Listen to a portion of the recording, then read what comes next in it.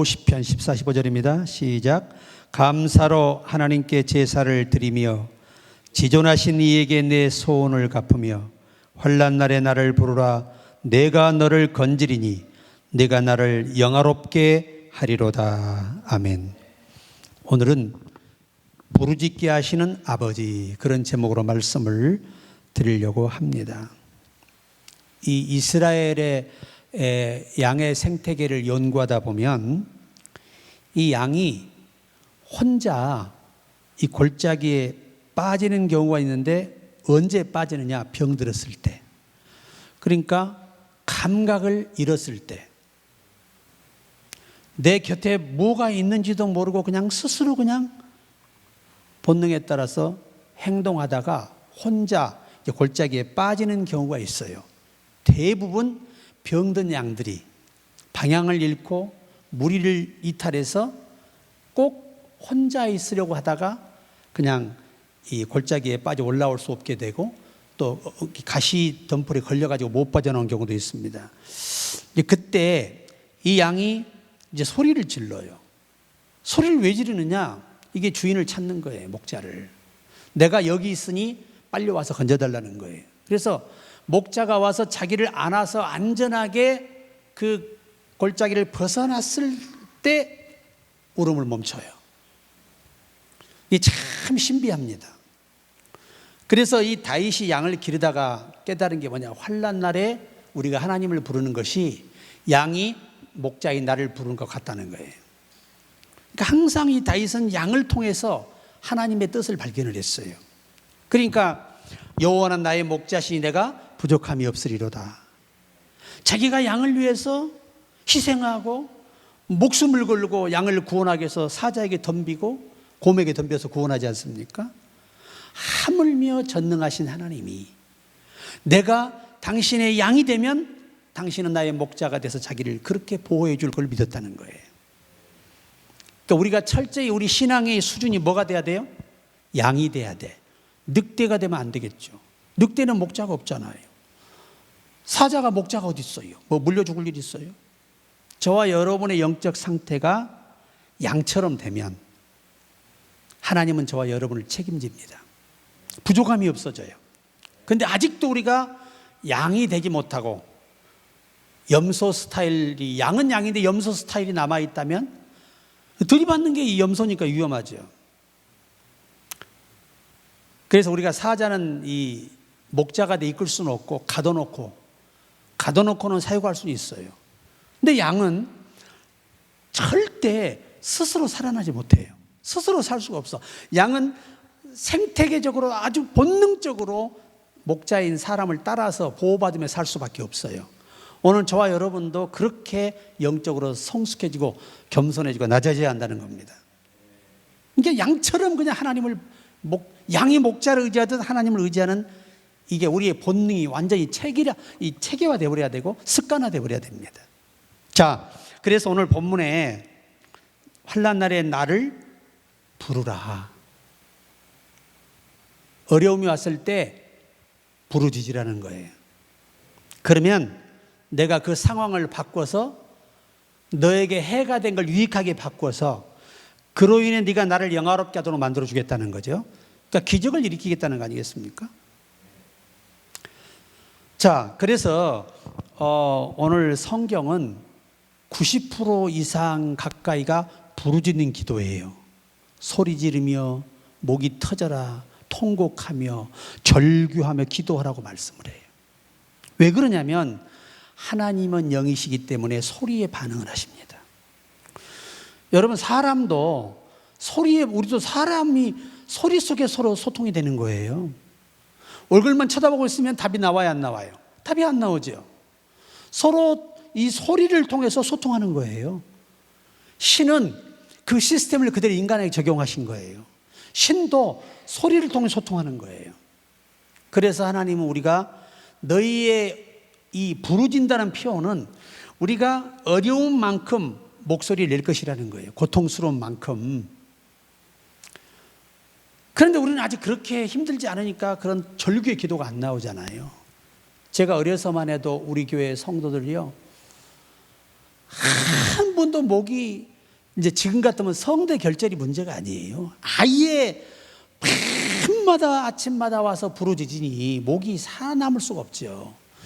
우리 교회 목 안 나 기도하다 목 잠긴 사람 한 사람도 없잖아요. 왜? 다 이러고 기도하고 있어. 이러니까 기적이 안 나타나죠. 성경은 부르짖으라 그러면 부르짖어야 되는데 안 부르짖으니까. 뭐라고 하냐면 아주 똑똑하고 잘나고 문제 많은 사람들, 병든 영혼들은 하나님이 꼭 소리를 질러야 듣냐 이거야. 신이 아버지 그래 듣지. 왜 그런데 하나님은 찬양도 큰 소리 나는 재금으로 악기도 크게 치며 하라 그러고 큰 소리로 노래하라 그러고 왜 큰 소리로 부르짖으라 할까요? 기가 없어서?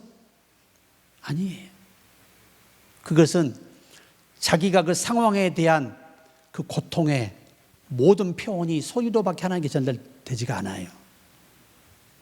그러니까 소경은 이 바디메오가 나사렛 예수야 나를 구원하소서 그러니까 불쌍히라 그러니까 사람들이 시끄러워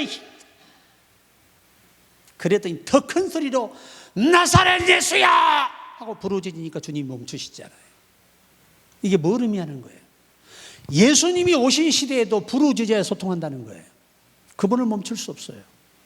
그래서 이제 신앙이 없을 때는 기도가 부르짖는 기도가 되질 않아요. 진짜 하나님의 살아계심이 뼈가 저렇게 느껴진 사람만 성경대로 몸부림치는 거예요. 그러니까 우리 한국교회가 제가 초창기 목회할 때는요, 이 기도가 밤 8시, 9시에 시작해서 새벽 4시까지 철야 기도를 해요. 기도 안 멈춥니다. 그런데 그냥 아버지! 이런 분들이 하다 해서 그렇게 기도할 때 한국교회는 부흥됐고 다 삶이 열려 오늘날 부자가 된 거예요. 근데 오늘날은 교회마다 찬양은 다 뜨겁게 하는데 뭐가 없어? 부르짖는 기도가 없어져 버렸어. 이게 사탄의 역사예요. 찬양만 잘한다고 되는 게 아니고 기도도 못지않게 부르짖어야 다시 우리의 영이 회복되고 하나님이 우리를 향해 얼굴을 돌리시는 거예요. 이 명심해야 돼요. 그러니까 내가 기도할 때 여러분 같이 아버지 부르짖어야 되는데 나 혼자 기도해 다들 벙어리가 돼가지고 아버지 이러고 있어. 이거 상당히 문제가 있는 거예요. 우리 영적으로 우리가 성경에 반대대로 가는 건 문제가 있는 거고 절대 잘난 체하지 말라는 거예요. 여러분 성경대로 안 가면 하나님의 사람 아닌 거예요. 내가 부족하지만 부르짖으라면 부르짖고 찬양하라면 찬양하고 순종으로 순종하면 되는 거예요. 근데 그게 안 되잖아요. 우리가 왜? 그럴 만한 믿음이 없다는 뜻입니다. 그래서 예레미야 33장 3절에도 너는 내게 부르짖으라. 여기 부르짖으라는 말이 물에 빠진 사람이 사람 살려 할 때 어떻게 해야 돼요? 묵상으로 해야 돼? 물에 들어갔다 나오면서 이러면 알아서 다 건져줘? 소리를 안 지르면요 수영한 줄 알고 안 건져줘요. 진짜 죽기 살기로 사람 살려 들어갔다 나와야 사람이 구원의 손길이 달려오는 거예요. 성경은 그렇게 우리에게 부르짖으라고 하는데 왜 오늘날 한국교회는 부르짖지 않은지 몰라요. 여의도 순복음도 옛날 얘기예요. 지금 여기 예배실하고 기도 안 하잖아요.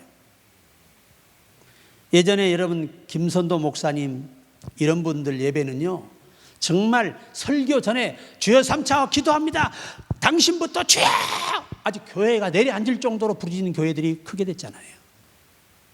왜 그럴까요? 성경대로 하면 하나님이 책임져요.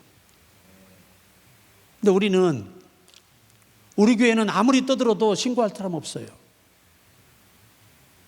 예전에 한 번 목사님이 이방에서 이런 목소리가 아니고 그분은 주여 한 번 부르면 주여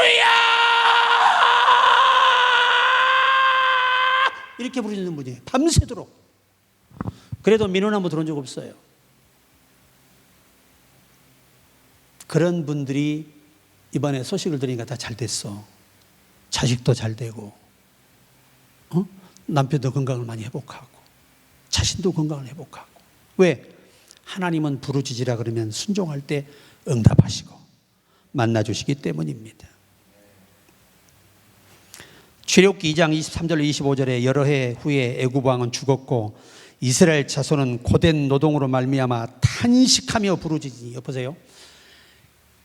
이스라엘 백성들이 애를 많이 낳으니까 남자들이 이게 일이 편해서 힘이 좋아 밤마다 힘써 이겨낸다 생각을 한 거예요. 이 애국 왕이. 그래서 중노동을 시키는 거예요. 너무 힘든 노동을 시키니까 견디기가 힘들어, 남자고 여자고. 그래서 하나님께 고통이 오니까 더 탄식하며 부르짖었다는 거예요. 근데 성경이 뭐라고 말하냐? 그 고된 노동으로 말미암아 부르짖는 소리가 하나님께 상달된지라. 그들이 노동이 힘들지 않을 때는 아버지 요워요 그랬단 말이에요. 그런데 이제 더 이상 체력의 한계로 그들이 요구하는 일 할 수 없게 되자 그제서야 정신 차리고 하나님께 탄식하며 부르짖죠. 그 부르짖는 기도가 노동으로 인해서 부르짖게 됐다는 거예요. 그래서 하나님께 소리가 어떻게? 상달된지라. 뭐가 상달돼요? 소리가 상달된다. 여러분, 우리 대단한 일을 하려고 하지 말고 기도의 승리자만 인생을 바꿀 수 있어요. 기도하지 않는 사람은 절대 인생 바뀌어지지 않아요. 사탄에게 계속 이용당하고 고통당하고 사탄의 노예가 될 수밖에 없습니다. 우리 기도 많이 해야 됩니다. 부르짖으라 그러면 목숨 걸고 부르짖어요. 목을 아끼지 말고 하나님 앞에 여러분 힘든 만큼 소리를 내야죠. 그러니까 내가 나만이 왜 한심하냐면, 처음에 아니 문둥병 환자가 주제를 모르고 요단강에 가서 물로 7번 씻고 올라가다 나오라는데 그게 어려워서 자기가 생각할 때 내가 그래도 아람의 국방부 장관이, 군대 장관인데, 국방부 장관이란 얘기예요. 내가 이런 지위가 있는 사람이고 강국에서 왔는데 나를 하인 취급하면서 완전히 나를 수준을 낮게 대하면서 요단강에 물을 담그라고? 당시의 요단강보다 아람의 강이요 2배로 맑았습니다. 청정했습니다. 그러니까 강물을 비교하더라도 비교가 안 돼. 그런데 그의 바로 충신 부하가 돌아가고 열을 화가 나 돌아가는 그 한심한 나아만에게 했던 말이에요. 더한 일이면 어떠냐 이거예요. 더한 일이면 어떠냐 이거예요. 나을 수 있다는데. 지금 이대로 가시면 여러분 장관직 계속 가지고 있겠어요? 어떻게 속에는 다 썩어 들어가고 있는데 아무리 갑옷으로 감춰도 썩어가는 건 못 감춰요. 못 막아요. 얼마나 무서운 병입니까?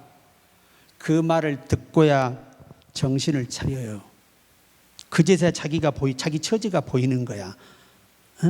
자기 어떤 그 명예와 지위에 가려있던 이 가증스러운 모습이 거기서 무너져서 겸손하게 요단강에 7번 들어갔다 나오니까 아이 살처럼 깨끗하게 돼버렸습니다.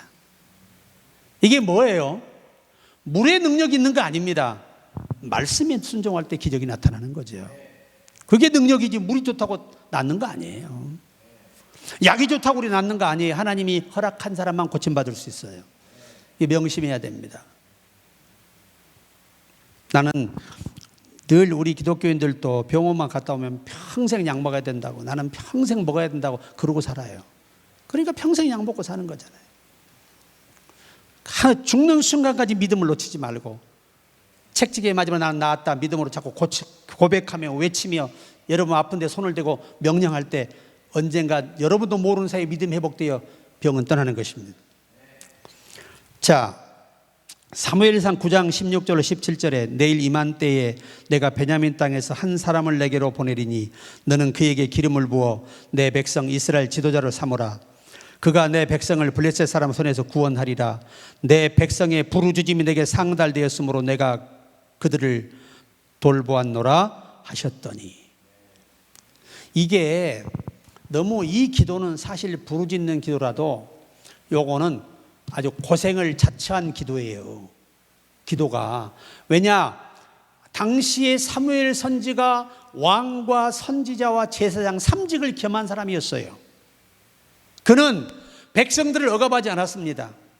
누구 한 사람 부려먹지 않았어요. 강제 노역시키지 않았어요. 세금 걷지 않았어요. 그런데 이들이 이방 나라가 왕이 앞장서 전쟁을 나라 다스리는 걸 보고 이게 부러운 거야.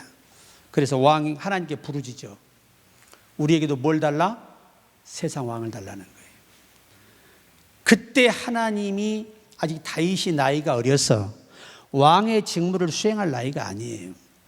그래서 하나님이 악역으로 임시로 쓴 사람이 누구냐? 사울이에요.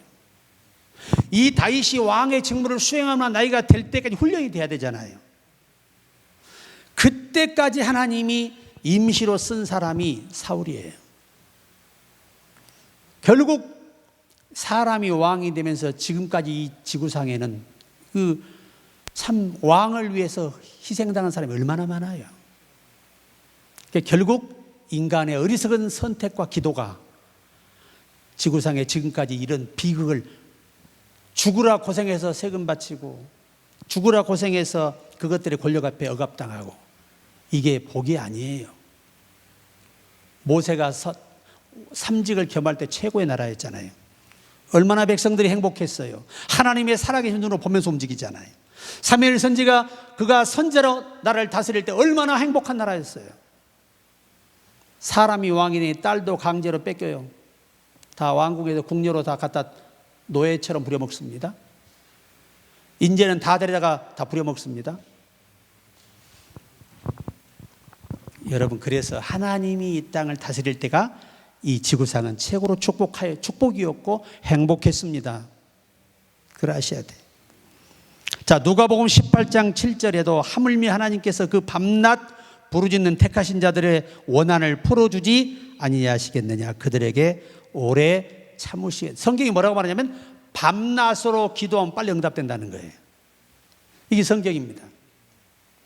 그러니까 한나는 아기를 못 낳아. 부인 나는 애를 계속 낳아가지고 떳떳하고 당당한데 첫 부인인 이 한나가 애를 못 낳는 거예요. 그는 너무너무 기가 막히고, 여러분 얼마나 그 자존심 상하고 고통스러운 일입니까? 그래서 자기 남편에게 스트레스 주지 않고 어디 와서 하나님께 와서 하소연을 해요. 이게 진짜 하나님을 아는 성숙한 사람들의 신앙관입니다. 신앙관. 그러니까 모든 문제를 하나님께 와서 풀려고 하는 사람이 성숙한 사람이지, 사람 머리로 풀려고 하면 안 돼요. 고통만 따를 뿐이에요. 요한복음 16장 24절에 지금까지는 너희가 내 이름으로 아무것도 구하지 아니하였으나 구하라 그리하면 받으리니 너희 기쁨이 충만하리라. 지금은요, 예수 이름으로 구해야 되고 예수의 이름으로 명해야 돼요. 내가 선포기도를 만들어 드린 걸 여러분 장난으로 하시고 안 하시면 여러분만 손해예요. 목사가 손해볼 일이 뭐가 있습니까? 예수께서 이름으로 명령하라고 말씀하시는데 그걸 안 하고 있다는 건 내가 하나님인 거지. 하나님을 무시해버리는 행위가 되는 거예요. 성경이 하라 그러면 하면 돼요. 순종하면서 열심히. 여러분, 내가 밤마다 기도해 하면서 계속 선포기도 합니다. 왜 해요? 뭐 때문에 합니까? 성경이 하라니까 하는 거예요. 예수의 이름으로 명하면 기적이 일어나게 돼 있어요. 제발 여러분 좀 순종하시기 바랍니다. 순종하는 법을 배워야 돼요. 신앙생활은 하나님의 말씀에 순종하고 노력하는 이 습관이 몸에 배야 믿음이 성장하지, 하나님이 힘이 오지요. 완전히 너는 지져라, 열차는 간다 이런 식으로 해버리면 예수 믿는 생활이 아니죠. 야고보 4장 2절에 너희는 욕심을 내어도 얻지 못하며 살인하며 시기하여도 능히 취하지 못함으로 다투고 싸우는도다. 너희가 얻지 못하면 구하지 아니하기 때문이요. 기도 안에서 하나님이 안 주는 거지, 여러분이 아무리 여러분이 힘쓰고 애쓰고 막 싸움까지 벌이면서 성취하려고 해도 안 된다는 거예요. 사람의 뜻대로 안 된다는 겁니다. 뭐 해야 된다? 하나님께 기도해야 된다. 그 얘기. 그러니까 노력을 하되 뭐를 뒷받침하라는 거죠? 기도가 뒷받침돼야 한다는 얘기입니다. 자, 요한일서 3장 21절 20절 중요한 말씀이 있습니다. 사랑하는 자들아, 만일 우리 마음이 우리를 책망할 것이 없으면 하나님 앞에서 담대함을 얻고 무엇인지 구하는 바를 그에게 받나니 이는 우리가 그의 계명을 지키고 그 앞에서 기뻐하시는 것을 행함이라. 우리 마음속에 미움과 증오와 여러 가지의 악이 있으면 우리가 아무리 기도해도 응답이 안 돼요. 응답이 안 됩니다. 절대로. 양심의 거리낌이 없이 회개하고 또 우리 마음의 양심의 가책, 이 책망이 양심의 가책을 말하는 거예요. 마음의 책망이. 원어에서는 양심의 책망이, 양심의 가르침. 그러니까 우리가 기도하기 전에 중요한 게 뭐죠? 그래서 우리가 병든 자를 기도할 때도 먼저 죄를 고한 다음에 하라는 거지. 무조건 기도한다고 낫는 거 아니에요. 먼저 우리가 죄를 고하고 나서 평안한 마음을 가지고 하나님께 기도할 때 하나님이 역사하시는 거죠. 이게 다 성경입니다. 성경. 결론이 뭐냐면 성경이 부르짖으라 그러면 부르짖어야 된다. 성경이 하라 그러면 하고 하지 말라고 하면 안 하면 되는 거예요. 근데 우리는 하지 말라는 건 더 잘해. 그게 인간이에요. 왜? 우리 속에 죄성이 있기 때문에요. 조금만 여러분이 방심하고 기도하지 않고 은혜 조금만 놓쳐도 금방 악성이 드러나서 악한 행동이 나오고 악한 말이 나와요. 그게 인간이에요. 조금만 방심하면 사탄이가 금방 우리 죄의 몸 안에 있는 그 죄성을 일으켜 가지고 사람을 넘어뜨리거든요. 그래서 영혼을 거스려 싸우는 육체의 정욕을 제어하라는 거예요. 그 육체의 정욕이라는 게 어떤 이성적인 얘기한 게 아니에요. 내가 꿈꾸는 모든 것들, 내 속에 가진 악습들을 다 말씀하시는 거예요. 이게 다 정욕이에요. 정욕. 이것들이 여러분 보세요. 화 안 내도 되는데 화내. 그럼 내 영이 다쳐 안 다쳐? 당연히 손상을 입죠. 그러니까 성경은 참 우리가 여러분이 앞으로 주님과 깊은 교제를 나누려면 벙어리가 되셔야 돼요. 벙어리가. 예수 외에는 다른 말 하지 말고 예수님만 찬양하고 자랑하고 벙어리가 됐을 때 우리 영은 건강해져요. 오죽하면 성경의 야고보가 말하기를 말에 실수가 없는 사람이 온전한 사람이라고 말씀하시는 거예요. 얼마나 중요한 말씀인지 몰라요. 말의 실수는요, 성숙하지 못하면서 오는 거예요. 진짜 성숙해지면 말의 실수가 없어요. 내가 성남이나 목사님 말씀드렸잖아. 배움은 없어요.